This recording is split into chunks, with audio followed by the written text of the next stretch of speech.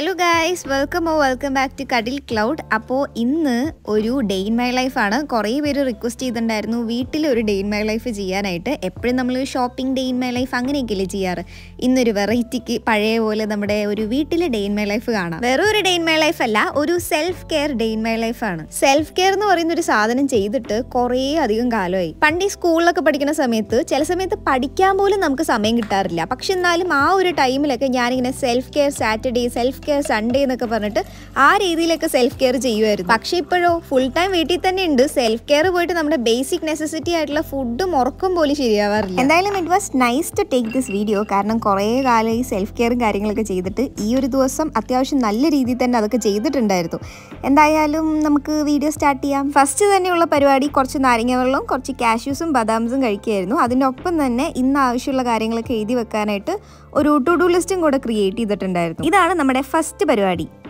And next step is morning skin care. എൻ്റെ സ്കിന്നിലെ ഭയങ്കര sensitive എന്ന് പറഞ്ഞാൽ ഭയങ്കര സെൻസിറ്റീവാണ്. അതുകൊണ്ട് തന്നെ സ്കിൻ കെയർ എന്ന് പറഞ്ഞിട്ട് ഞാൻ ഒരുപാട് പ്രോഡക്റ്റ്സ് ഒന്നും യൂസ് ചെയ്യാറില്ല. ജസ്റ്റ് സിമ്പിൾ ആയിട്ടുള്ള പ്രോഡക്റ്റ്സ് മാത്രമേ യൂസ് ചെയ്യാറുള്ളൂ. രാവിലത്തെ കാര്യം പറയാനാണെങ്കിൽ ജസ്റ്റ് ഒരു ക്ലെൻസർ, മോയ്സ്ചറൈസർ, സൺസ്ക്രീൻ അത്രയേ ഉള്ളൂ. ആൻഡ് കറന്റ് ഞാൻ യൂസ് ചെയ്യുന്ന ഫേസ് വാഷ് സെറാവിയുടെ ആണ്. അത് ആക്ച്വലി കുറച്ച് പ്രൈസി ആണ്, ബട്ട് സ്റ്റിൽ എൻ്റെ സ്കിന്നിന് അത്യാവശ്യം കുഴപ്പമില്ലാതെ വർക്കാവും. അപ്പോൾ പിന്നെ ഞാൻ പണം പോട്ടെ പ്രതാപം വരട്ടെ എന്നുള്ള സെറ്റപ്പിലാണ് അത് ഉപയോഗിച്ചുകൊണ്ടിരിക്കുന്നത്. പിന്നെ മോയ്സ്ചറൈസർ ഞാൻ കൂടുതലും മിനിമലിസ്റ്റിൻ്റെ തന്നെയാണ് യൂസ് ചെയ്യാറുള്ളത്. സൺസ്ക്രീനും അത് തന്നെയാണ് യൂസ് ചെയ്യാറുള്ളത്. ഞാൻ എപ്പോഴും ഈ ഒരു ടൈപ്പിലുള്ള സ്കിൻ കെയർ മാത്രമേ ചെയ്യാറുള്ളൂ. എപ്പോഴൊക്കെ ഞാൻ കുറച്ച് കടുകട്ടിയായിട്ടുള്ള സ്കിൻ കെയർ ചെയ്യോ അതിന്റെ അടുത്ത ദിവസം തന്നെ മുഖത്ത് മൊത്തം കുരുവായിരിക്കും. As you all know, lip balm is very important. അപ്പോൾ ലിപ് ബാമും കൂടെ തേച്ച് മുടിയും കൂടെ കെട്ടി നമ്മുടെ മോർണിംഗ് സ്കിൻ കെയർ അങ്ങോട്ട് അവസാനിപ്പിച്ചു.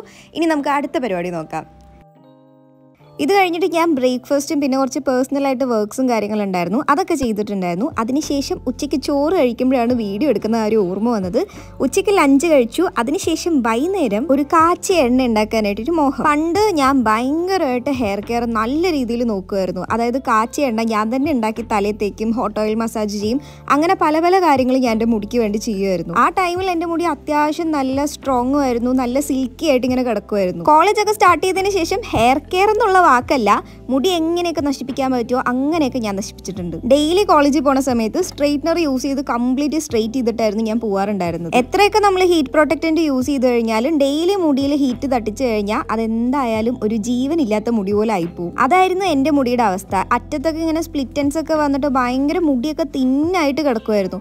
അതായത് ഇപ്പം എൻ്റെ ഒരു മുടി എടുത്തിട്ട് ഒരു സ്ട്രാൻഡ് ഇങ്ങനെ ഒന്ന് തടവി കഴിഞ്ഞാൽ ഇടയിൽ ഭയങ്കര കട്ടിയായിരിക്കും, ഇടയിൽ ഭയങ്കര തിന്നായിരിക്കും, വീണ്ടും കട്ടിയായിരിക്കും. അതായത് സ്ട്രെയിറ്റ്നർ യൂസ് ചെയ്ത് മുടിയുടെ തിക്നെസ് കംപ്ലീറ്റ് പോയിട്ടുണ്ടായിരുന്നു. കോളേജൊക്കെ കഴിഞ്ഞതിന് ശേഷം അങ്ങനെ ഞാൻ സ്ട്രെയിറ്റ്നർ അധികം യൂസ് ചെയ്തിട്ടില്ല. പിന്നെ ഞാൻ യൂസ് ചെയ്യാറുള്ളത് ഹോട്ട് എയർ ബ്രഷ് ആയിരുന്നു. അത് ഞാനൊരു വീഡിയോയിൽ പറഞ്ഞിട്ടുണ്ടായിരുന്നല്ലോ. മുടി കുളിക്കുന്ന ദിവസം മാത്രം ഞാൻ ഹെയർ സെറ്റ് ചെയ്തിടും. പിന്നെ അതിനുശേഷം അടുത്ത ഹെയർ വാഷ് വരെ എൻ്റെ ഹെയർ അതേപോലെ നിൽക്കാറുണ്ടായിരുന്നു. പിന്നെ ഇപ്പോഴാണ് സത്യം പറഞ്ഞു കഴിഞ്ഞാൽ മുടി കുറച്ചുകൂടെ ഒന്ന് ഹെൽത്തി ആയിട്ട് വരാൻ തുടങ്ങിയത്. മുൻപ് ഹെയർ കെയർ ഒക്കെ ചെയ്തിരുന്നു എന്ന് പറഞ്ഞ സമയമില്ലേ, ആ ഒരു ടൈമിൽ ഞാൻ എപ്പോഴും കാച്ചിയ എണ്ണ ഉണ്ടാക്കി വെക്കുമായിരുന്നു. അതായത് ഇപ്പോൾ കാച്ചിയ എണ്ണ എന്ന് പറഞ്ഞു കഴിഞ്ഞാൽ അങ്ങനെ ഒരുപാട് സാധനങ്ങളൊന്നും ഇട്ട് ഉണ്ടാക്കാറില്ല. വീട്ടിൽ അവൈലബിൾ ആയിട്ടുള്ള സാധനങ്ങളൊക്കെ വെച്ചുണ്ടാക്കും. മീൻസ് ഇതേപോലെ ഉള്ളി, കറിവേപ്പില, അലോവേറ, പിന്നെ വേറെന്തൊക്കെയോ ഞാൻ ഇടുമായിരുന്നു. മറ്റേ ചെമ്പരത്തിയുടെ ഇല അതൊക്കെ ഇട്ടിട്ട് ചെയ്യുമായിരുന്നു. ഇന്ന് പിന്നെ ചെമ്പരത്തി ഇലയൊന്നും വേറെ അവിടെ നിന്നും കിട്ടിയിട്ടുണ്ടായിരുന്നില്ല. എന്നാൽ പിന്നെ ഉള്ളത് വെച്ചിട്ട് അങ്ങോട്ട് ഉണ്ടാക്കാമെന്ന് വിചാരിച്ചു. പിന്നെ എനിക്ക് എപ്പോഴും എന്നെ പറ്റി ഭയങ്കര പ്രൗഡായിട്ട് തോന്നിയിട്ടുള്ള ഒരു കാര്യം എന്താണെന്ന് വെച്ച് കഴിഞ്ഞാൽ എനിക്ക് വേണ്ട എല്ലാ കാര്യങ്ങളും ഞാൻ ഒറ്റയ്ക്കാണ് ചെയ്യാറുള്ളത്. ഫോർ എക്സാമ്പിൾ പറയാനാണെങ്കിൽ ഈ ഒരു കാച്ചി എണ്ണയൊക്കെ ഉണ്ടല്ലോ, സ്കൂളിൽ പഠിക്കുമ്പോൾ മുതൽ തന്നെ എനിക്ക് ആവശ്യമുള്ള എണ്ണ ഞാൻ കാച്ചി വെക്കും, ഞാൻ തേക്കും, ഉപയോഗിക്കും, അങ്ങനെയൊക്കെ ആയിരുന്നു. ഞാൻ അങ്ങനെ വീട്ടുകാർ ഒരു കാര്യത്തിന് ബുദ്ധിമുട്ടിക്കാറില്ല.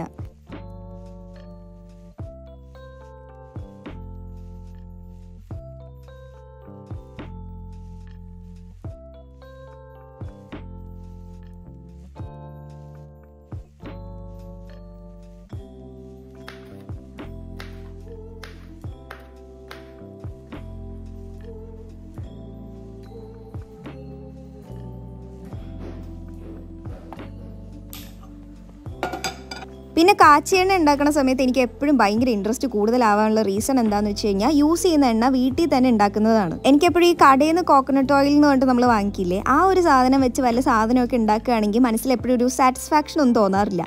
പക്ഷേ ഇതിപ്പോൾ നമ്മൾ വീട്ടിൽ തന്നെ സ്വന്തമായിട്ട് ഉണ്ടാക്കുന്നതുകൊണ്ട് എല്ലാം നല്ല ഇൻഗ്രീഡിയൻസ് ആണെന്നുകൊണ്ട് ഒരു തോന്നലൊക്കെ വരുമല്ലോ. പിന്നെ ഇതിൻ്റെ കൂടെ തന്നെ കുറച്ച് ഉലുവയും കൂടെ ചേർത്ത് കൊടുത്തിട്ടുണ്ടായിരുന്നു.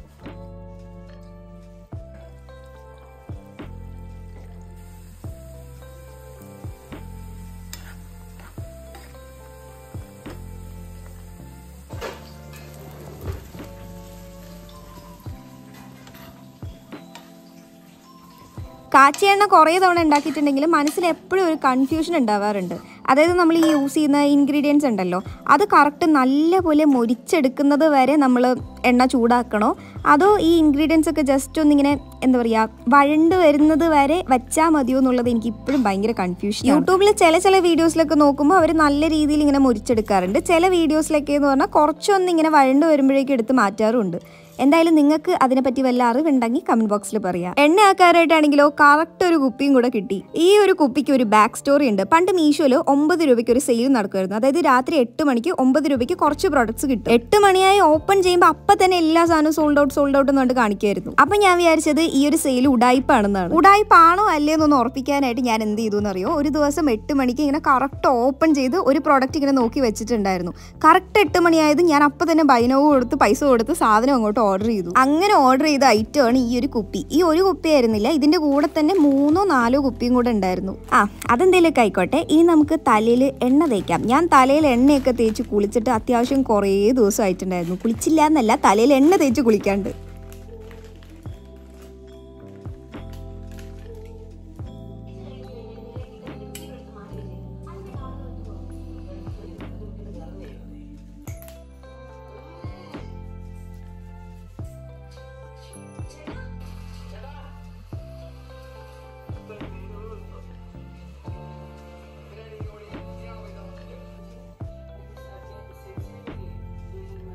ഞാൻ ഹെയർ കെയർ ഒക്കെ ചെയ്തിരുന്ന ടൈമിൽ ഞാൻ സ്ഥിരമായിട്ട് ചെയ്യുന്നൊരു കാര്യമായിരുന്നു, രാത്രി കിടക്കാൻ പോണതിന് മുമ്പ് ഇതേപോലെ തല ഇങ്ങനെ ഫ്രണ്ടിലോട്ട് ഇട്ടിട്ട് മസാജ് ചെയ്യണം. അങ്ങനെ മസാജ് ചെയ്ത് കഴിയുമ്പോൾ തലയിലോട്ടുള്ള രക്തയോട്ടമൊക്കെ ഭയങ്കരമായിട്ട് കൂടും, അപ്പോൾ ഹെയർ ഫോൾ കുറയും എന്നൊക്കെ പറഞ്ഞിട്ട് പണ്ട് കുറേ കേട്ടിട്ടുണ്ടായിരുന്നു.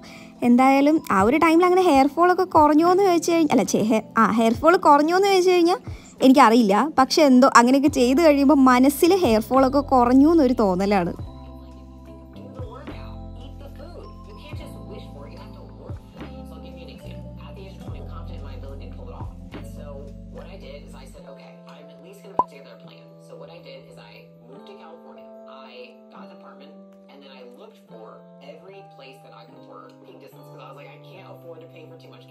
So our next പരിപാടി ഈസ് ക്ലീനിങ് ഗൈസ്. ക്ലീനിങ് ഞാൻ പറഞ്ഞിട്ടില്ലേ, എൻ്റെ റൂം എത്രയൊക്കെ ക്ലീൻ ചെയ്ത് കഴിഞ്ഞാലും ഒരു 2 ദിവസത്തിനുള്ളിൽ ഈ ഒരു അവസ്ഥയാവും. താഴെ ഇങ്ങനെ കുറേ സാധനങ്ങൾ കിടക്കുമ്പോൾ എല്ലാം വേസ്റ്റ് ഐറ്റംസ് ആണെന്ന് വിചാരിക്കും. പക്ഷെ അങ്ങനെയല്ല, എല്ലാം ഞാൻ യൂസ് ചെയ്യുന്ന സാധനങ്ങളാണ്. അതായത് ഈ ക്രാഫ്റ്റ് ഒക്കെ ചെയ്ത് ആവശ്യമുള്ള സാധനങ്ങളൊക്കെ അങ്ങനെ ടേബിളിലെടുത്ത് വെക്കും. ടേബിളിലെടുത്ത് വെച്ച് ടേബിളിലുള്ള സ്ഥലം തീർന്നു എന്ന് പറഞ്ഞു കഴിഞ്ഞാൽ ഞാൻ അപ്പം തന്നെ ടേബിളിൻ്റെ താഴെയുള്ള സ്ഥലത്ത് എടുത്ത് വെക്കും. അങ്ങനെ ഓരോ ദിവസം ക്രാഫ്റ്റ് ചെയ്യുന്നതോറും ഓരോ സാധനങ്ങൾ താഴെ എടുത്ത് വെച്ച് അവസാനം ഒരാഴ്ച കഴിയുമ്പോൾ ഫ്ലോർ നോക്കിക്കഴിഞ്ഞാൽ ഫുള്ള് സാധനങ്ങൾ കൊണ്ട് നിറഞ്ഞിരിക്കുകയായിരിക്കും. എൻ്റെ അടുത്ത് എപ്പോഴും കുറേ ആൾക്കാർ ചോദിക്കാറുള്ള കാര്യമാണ് ഞാൻ ഈ ചെയ്യുന്ന ക്രാഫ്റ്റിന്റെ സാധനങ്ങളൊക്കെ എവിടെയാണ് കൊണ്ട് വെക്കാറ്. ശരിക്കും പറയാനാണെങ്കിൽ കുറേ ഇങ്ങനെ നല്ല ഇങ്ങനെ എന്താ പറയുക കാണാൻ നല്ല രസമുള്ള പോലത്തെ സാധനങ്ങളൊക്കെ ആണെങ്കിൽ ഞാനിങ്ങനെ ഷെൽഫിലോ അവിടെ വല്ലതും വെക്കും.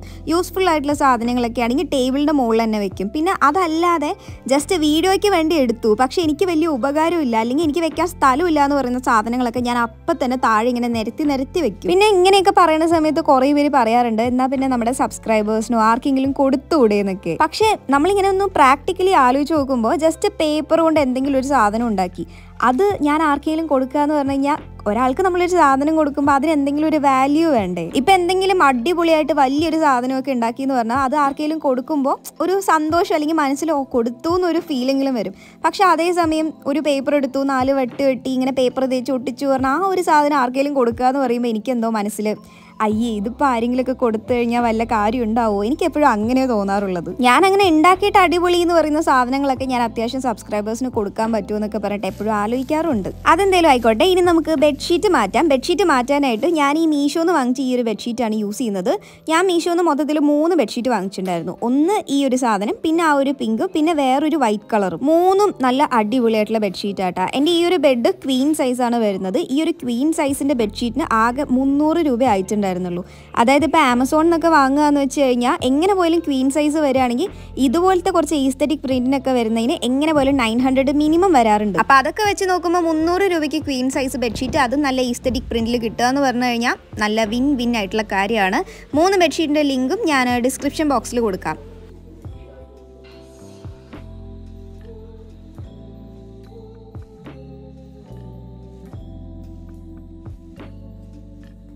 കുളിക്കാൻ പോണതിന് മുമ്പ് നമുക്ക് കുറച്ച് ബോഡി സ്ക്രബ് ഉണ്ടാക്കാം. ഞാൻ ഷുഗർ സ്ക്രബ് ആയിട്ട് ഉണ്ടാക്കുന്നത്. പണ്ട് ഞാൻ പറഞ്ഞില്ല ഇങ്ങനെ self care Saturday, self care Sunday എന്നൊക്കെ പറഞ്ഞ് ചെയ്യുന്ന ടൈമിൽ എപ്പോഴും ബോഡി സ്ക്രബ് മറക്കാതെ ചെയ്യുമായിരുന്നു. പക്ഷെ ഇപ്പോൾ കുറേ ആയിട്ട് സ്ക്രബൊക്കെ ചെയ്യാനായിട്ട് ഭയങ്കര മടിയാണ്. പിന്നെ ബോഡി സ്ക്രബ് എന്ന് പറഞ്ഞു കഴിഞ്ഞാൽ വേറെ ഒന്നുമല്ല, നമ്മുടെ ബോഡിയിലുള്ള ഡെഡ് സെൽസും സ്കിന്നൊക്കെ കുറച്ച് സോഫ്റ്റ് ആക്കാനും അതിനൊക്കെ വേണ്ടിയിട്ടാണ് ഈ ഒരു സ്ക്രബ് യൂസ് ചെയ്യുന്നത്.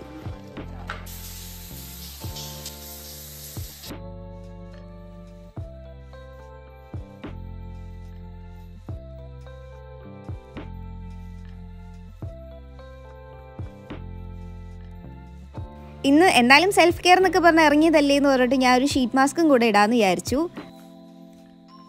കഴിഞ്ഞ ദിവസം ഞാനും അമ്മയൊക്കെ ആയിട്ട് സൂപ്പർ മാർക്കറ്റിൽ പോയി കഴിഞ്ഞപ്പോൾ അവിടെ കണ്ടിട്ട് വാങ്ങിച്ചൊരു സാധനമാണ് ഇത്. നമ്മളിങ്ങനെ മുടിയിലിടില്ലേ, മീൻസ് മുടി ഫ്രണ്ടിൽ വരാതിരിക്കാനായിട്ട് ഇതിനെന്താ പറയുക, എന്തോ ഒരു ഹെഡ് ബാൻഡ്, മേക്കപ്പ് ഹെഡ് ബാൻഡോ സ്കിൻ കെയർ ഹെഡ് ബാൻഡോ അങ്ങനെ എന്ത് വേണേലും പറയാം. ഹലോ കിറ്റിയുടെ ഹെഡ് ബാൻഡ് ആയിരുന്നു. ഇട്ട് കഴിഞ്ഞപ്പോൾ നല്ല രസമുണ്ടായിരുന്നു. പക്ഷെ നമ്മൾ ഈ പോകുന്ന ഈസ്തറ്റിക്കിന് ആ ഒരു ഹലോ കിറ്റി മാച്ച് ആവുന്നുണ്ടായിരുന്നില്ല. അപ്പം ഞാനത് തിരിച്ചിട്ടു. ഈ ഒരു ഷീറ്റ് മാസ്ക് അത്യാവശ്യം എൻ്റെ ഫേസിന് നല്ല വലുതായിരുന്നു. നല്ല വലുതെന്ന് പറഞ്ഞു കഴിഞ്ഞാൽ നമ്മളിങ്ങനെ കട്ട് ചെയ്ത് നമ്മുടെ ഫേസിന് ആവശ്യമുള്ള പോലെയൊക്കെയായിരുന്നു ഇട്ടിട്ടുണ്ടായിരുന്നത്. ബട്ട് സ്റ്റിൽ നല്ല വലുതായിരുന്നു. ഞാൻ എൻ്റെ സ്കിൻ, ബോഡി, ഹെയർ ഇതിനെ എല്ലാത്തിനെയും നല്ല രീതിയിൽ നോക്കിയിട്ടുണ്ടായിരുന്ന ഒരു ടൈം ഉണ്ടായിരുന്നു. ആ ഒരു ടൈമിൽ വാങ്ങിച്ചൊരു ജെയ്ഡ് റോളറാണിത്. അത്യാവശ്യം എന്താ പറയുക, കുറേ വർഷങ്ങളായിട്ട് കബേർഡിലിരുന്നിട്ട് ഇപ്പോഴാണ് ആ സാധനം ഒന്ന് പുറത്തിറങ്ങുന്നത്. എന്തായാലും I really think that I should do these things often.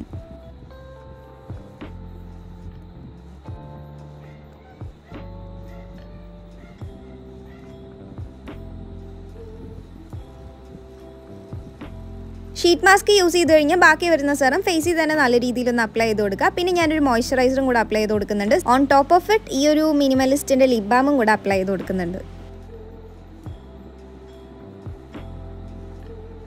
പിന്നെ ഞാൻ പറഞ്ഞല്ലോ ഹെയർ വാഷ് ചെയ്യുന്ന ദിവസം തന്നെ ഹെയർ സെറ്റ് ചെയ്യാറുണ്ട്. പക്ഷെ ഇന്ന് ഞാൻ അങ്ങനെ സെറ്റ് ചെയ്യാനൊന്നും നിന്നില്ല, ജസ്റ്റ് ഒന്ന് ഡ്രൈ ചെയ്യാനും നിന്നുള്ളൂ. കാരണം ഓൾറെഡി നല്ല രീതിയിൽ ലേറ്റ് ആയിട്ടുണ്ടായിരുന്നു. ഇനിയിപ്പോൾ സെറ്റ് ചെയ്യാനും കൂടെ നിന്ന് കഴിഞ്ഞാൽ പിന്നെയും നല്ലപോലെ വൈകും. എനിക്കാണെങ്കിൽ ഇത് കഴിഞ്ഞ ഒരു സിനിമയും കൂടെ കാണണമെന്ന് ഭയങ്കര ആഗ്രഹമായിരുന്നു. എൻ്റെ കാര്യം പറയാനാണെങ്കിൽ രാവിലെ മുതൽ രാത്രി വരെ സമയം ഉണ്ടെങ്കിലും അത്രയും നേരമൊന്നും എനിക്ക് ഒന്നും ചെയ്യാൻ വലിയ ആവശ്യമൊന്നും ഉണ്ടാവില്ല. പക്ഷെ കറക്റ്റ് ഒരു 10 മണി കഴിഞ്ഞു കഴിഞ്ഞാൽ എനിക്ക് ഭയങ്കര ഒരു പ്രൊഡക്റ്റീവ് ഫീൽ അങ്ങോട്ട് വരും. പിന്നെ അങ്ങോട്ട് ഫുള്ള് ക്ലീനിങ് ആയി, ഒരു 10 വീഡിയോ എടുക്കലായി, വിസ്തരിച്ചൊരു കുളിയായി, നെയിൽ പോളിഷ് ഇടലായി, മുടി ഉണക്കലായി, അങ്ങനെ സമയം പോകും.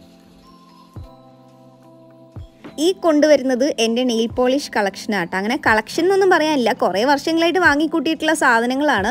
സത്യം പറഞ്ഞു കഴിഞ്ഞാൽ പണ്ട് ഞാൻ ഭയങ്കരമായിട്ട് നെയിൽ പോളിഷ് വാങ്ങുമായിരുന്നു. അതായത് വല്ല കടയിൽ പോയി വല്ല കളർ ഇഷ്ടപ്പെട്ടു കഴിഞ്ഞാൽ ഞാൻ അപ്പം തന്നെ വാങ്ങിക്കൊണ്ട് വരുമായിരുന്നു. ഇപ്പോഴാണ് പിന്നെയും അങ്ങനെ നെയിൽ പോളിഷിനോട് വലിയ ആഗ്രഹമൊന്നും ഇല്ലാതായത്. പിന്നെയും ഇപ്പോൾ സ്റ്റുഡിയോയിൽ പോയി അവിടുത്തെ നെയിൽ പോളിഷിൻ്റെ കളർ കണ്ട് അവിടെ നിന്നാണ് പിന്നെയും വാങ്ങാറുള്ളത്. കറക്റ്റ് എൻ്റെ കയ്യിൽ എത്ര സ്റ്റുഡിയോൻ്റെ നെയിൽ പോളിഷ് ഉണ്ടായിരുന്നു അത് കറക്റ്റ് ആ ഒരു കാർട്ടിൽ ഫിറ്റ് ആയിട്ടുണ്ടായിരുന്നു.